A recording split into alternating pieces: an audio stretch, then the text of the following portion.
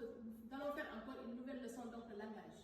Donc, on a eu donc à décrire des personnes, on a eu à décrire des animaux et on a appris aussi à décrire un lieu. Maintenant, aujourd'hui, notre leçon maintenant consiste donc à comparer, c'est-à-dire ce que nous avions décrit. Nous allons maintenant comparer cela. Nous avions décrit donc des objets, nous avions décrit des personnes et nous avions décrit des lieux et des animaux. Donc aujourd'hui, qu'est-ce qu'on va faire maintenant? Nous allons comparer. Comparer, c'est quoi? Comparer donc deux objets, par exemple. On peut comparer des personnes, on peut comparer des lieux, on peut comparer donc des animaux. Maintenant, quand nous faisons une comparaison, c'est de donner donc la différence qui se trouve sur les objets que nous comparons ou bien la ressemblance.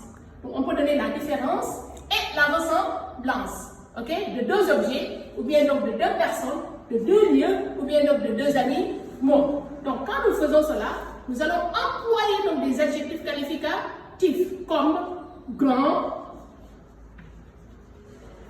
on peut employer petit, on peut employer long, on peut employer court, vaste, étroit, mince, propre, sale, etc. Donc vous avez donc ici j'ai deux objets. Donc j'ai deux bouteilles. Donc si on nous demande maintenant de comparer donc les deux bouteilles que nous avons ici. Donc c'est deux bouteilles de colle.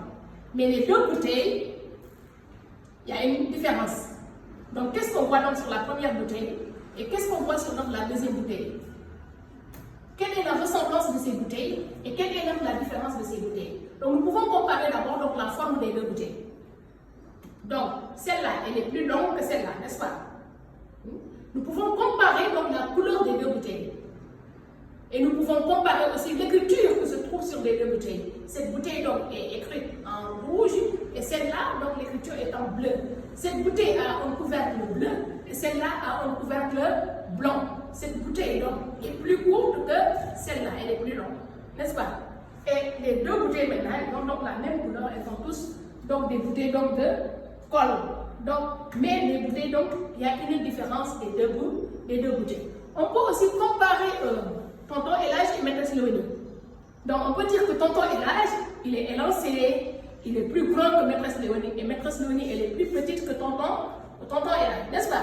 Mais quand nous regardons l'âge de Tonton Elage, l'âge de Maîtresse Léonie, à voir Maîtresse Léonie et Tonton Elage, on va dire que Maîtresse Léonie est plus âgée que Tonton Elage. Okay. Donc nous pouvons aussi comparer donc par exemple Sori et Jérémy. On peut comparer aussi Pape et Suleiman, etc. Donc nous pouvons aussi comparer donc des lieux. Par exemple, on peut comparer notre classe et la classe de Maîtresse Hélène. Ou bien notre classe et la classe donc de Maîtresse Marie. Ou bien votre maison et la maison qui se trouve à côté. Mais tout en employant donc les adjectifs qualificatifs grand, petit, long, court, etc. Donc nous pouvons aussi comparer donc des animaux. Par exemple, tu as un chien, moi j'ai un chien. Donc on peut comparer les deux chiens pour voir quel est le chien le plus grand, le plus court, le plus petit, le plus méchant, le plus rapide, le plus, etc. Ok? Voilà. Donc je vous donnerai donc des exercices et vous allez me faire donc la comparaison donc des objets qui se trouvent sur la page, la comparaison des personnes et la comparaison donc des lieux qui se trouvent sur la page. Ok? Voilà. Allez, donc c'est fini aujourd'hui. Donc la prochaine fois, on va faire notre leçon. Allez, au revoir.